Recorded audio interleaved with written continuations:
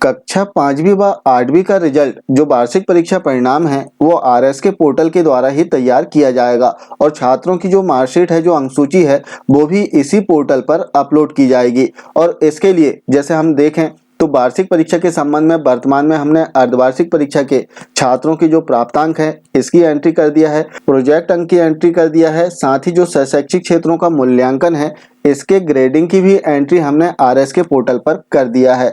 अब प्रारूप की यदि हम बात करें, परीक्षा के प्रारूप की विशेष रूप से कक्षा 5वीं और 8वीं के छात्रों के लिए, तो इस संबंध में निर्देश राज्य शिक्षा केंद्र के द्वारा दिए गए थे जो कि 27 फरवरी 2023 को जारी किए गए, जिसमें परीक्षा फल के निर्धारण के संबंध में भी जानकारी दी गई है। जैसे हम देखें तो इसमें बताया गया है कि परीक्षा फल निर्धारण हेतु अर्धवार्षिक परीक्षा प्राप्तांकों का 20% अधिभार, वार्षिक लिखित परीक्षा का 60% अधिभार एवं प्रोजेक्ट कार्य का 20% अधिभार सम्मिलित किया जाएगा परीक्षा फल निर्धारण हेतु। तो इस प्रकार से यदि हम देखें, जैसे वर्तमान में जो एग्जाम हो रहे हैं, जो क्वेश्चन पेपर है वो 60 अंक के आ रहे हैं, तो 60 अंक लिखित परीक्षा के लिए हो गए, वहीं 20 जो अंक है प्रोजेक्ट के लिए इसमें निर्धारित किए गए हैं। तो जैसे आपको पता होगा, हमने छात्रों का जो प्रोजेक्ट लिया है 20 अंक का प्रोजेक्ट लिया है, जिसमें 10 अंक का एक प्रोजेक्ट, 2 प्रश्न प्रत्येक प्रोजेक्ट के लिए हमने छात्रों को दिए थे। तो इस प्रकार से 60 और 20 80 अंक हो गए।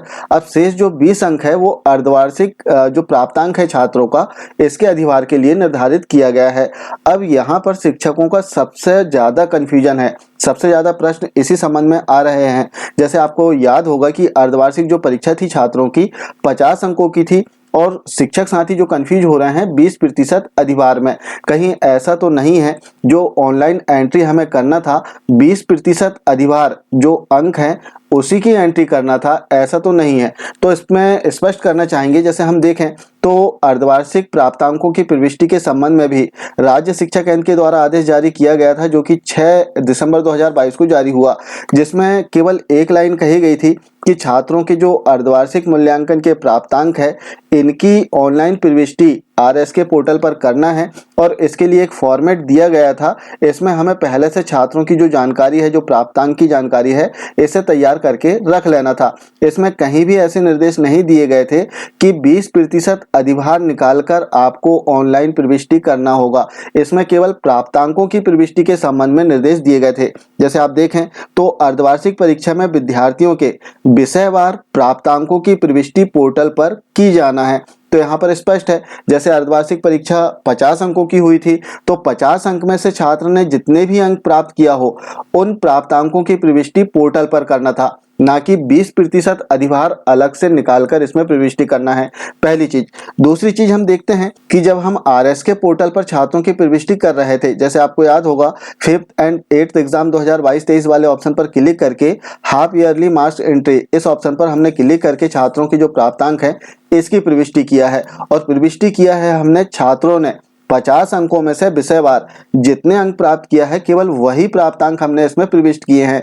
अब इसके लिए और अधिक स्पष्ट हो जाता है तो आप यहाँ पर देख सकते हैं आउट ऑफ 50 मार्क्स, यहाँ पर स्पष्ट रूप से बताया गया है कि छात्रों ने 50 अंकों में से जो भी अंक प्राप्त किए हों उसी की एंट्री इसमें आपको करना है। तो शिक्षक साथी इसमें कंफ्यूज ना हो, ना ही आप 20% अधिभार निकालें और इसमें प्रविष्टि करें, ऐसा नहीं करना है। छात्रों ने 50 अंकों में से जो भी अंक प्राप्त किए हों उन्हीं की एंट्री हमें ऑनलाइन करना है। अब रही बात 20% अधिभार की, तो 20% अधिभार आरएस के पोर्टल के द्वारा ऑटो कैलकुलेट हो जाएगा और यदि निर्देश आए कि शिक्षकों को स्वयं 20% अधिभार निकालकर इसमें प्रविष्टि करना है तो इसके लिए अलग से आदेश जारी किए जाएंगे। लेकिन वर्तमान में यदि हम देखें तो 50 अंकों में से छात्रों ने जितने भी अंक प्राप्त किए हों केवल उन्हीं अंकों की प्रविष्टि इसमें करना है। तो शिक्षक साथी बिल्कुल भी कंफ्यूज ना हो, आपने जो प्रविष्टि किया है वो सही किया है। और यदि जिन शिक्षक साथियों ने 20% अधिभार निकालकर इसमें प्रविष्टि कर दिया हो तो वर्तमान में वे सुधार लें। जैसे एक एग्जाम्पल हम लेते हैं कि कोई छात्र है जिसने अर्धवार्षिक परीक्षा में 50 अंक में से 30 अंक प्राप्त किया है किसी विषय में, तो इसका यदि 20% अधिभार हमें निकालना हो तो जो प्राप्तांक है, जैसे 30 प्राप्तांक है, इसमें हमें 20% का गुणा करना है, अर्थात 20 का गुणा करना है और इसमें हमें भाग दे देना है 50 का, जो पूर्णांक है इसका भाग दे देना है। जैसे हम भाग देंगे तो आप देख सकते हैं कि इसका जो 20% अधिभार है 12 अंक इसमें आएगा। अब 12 अंक जो है वो ऑटो कैलकुलेट आरएस के पोर्टल पर हो जाएगा यदि आपने 30 अंक की प्रविष्टि इसमें किया है तो। और यदि किसी छात्र कि आपने 20% जो अधिभार है उसकी एंट्री कर दिया, अर्थात 12 अंक की प्रविष्टि कर दिया और 12 अंक का भी 20% अधिभार निकल कर आ गया, तो इसमें आप देख सकते हैं कि जो प्रविष्टि होगी, जो ऑटो कैलकुलेट होगा, जैसे हम देखें तो 12 गुणा 20% और इसमें हमें भाग देना है 50 का, तो इसमें जो अंक आएगा वो आप देख सकते हैं, इसमें अंक आएगा 4.8। तो इस प्रकार से छात्र का नुकसान हो जाएगा। यदि ओवरऑल हम देखें तो केवल 5 अंक की ऑनलाइन प्रविष्टि अर्थात 5 अंक इसमें ऑटो कैलकुलेट होकर आएगा। यदि आप अधिभार की प्रविष्टि करते हैं, अधिभार निकाल कर आप इसमें यदि प्रविष्टि करते हैं तो इसमें छात्रों का नुकसान हो सकता है। अधिभार चेक करने के लिए सिंपल है, छात्र ने जो भी प्राप्तांक प्राप्त किया है, यदि 50 अंक पूर्णांक है, जैसे 50 में से 40 अंक छात्र ने प्राप्त किया हो तो 0.4 का गुणा कर दें आप। जैसे 0.4 का हम गुणा करते हैं तो इसमें आप देखेंगे कि जो अधिभार है वो 16 अंक आ जाएगा। तो इस प्रकार से 50 जो पूर्णांक है इसका अधिभार निकालने के लिए 0.4 का आप गुणा कर सकते हैं, लेकिन अधिभार निकालकर ऑनलाइन आपको प्रविष्टि नहीं करना है। इसमें ऑटो कैलकुलेट हो सकता है और ऑटो कैलकुलेट ही होगा आरएस के पोर्टल पर, और यदि ऑटो कैलकुलेट नहीं होगा तो अधिभार की प्रविष्टि करने संबंधी निर्देश राज्य शिक्षा केंद्र के द्वारा जरूर जारी किए जाएंगे।